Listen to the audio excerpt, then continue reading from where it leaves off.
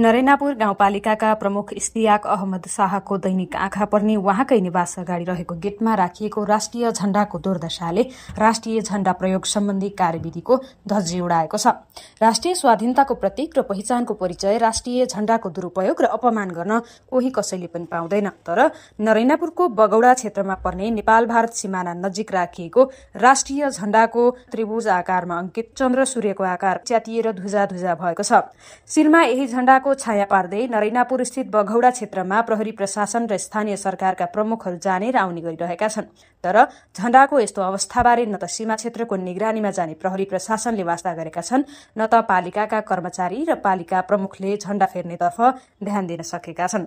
नरैनापुर गाउँपालिकाका प्रमुख इस्तियाक अहमद शाहकै निवास नजिकैको गेटमा राखिएको झण्डाको दुर्दशाले प्रमुख इस्तियाक अहमद शाहको खिल्ली उडाएको मात्र होइन, राष्ट्रिय झण्डा प्रयोग सम्बन्धी कार्यविधिको समेत धज्जी उडाएको छ।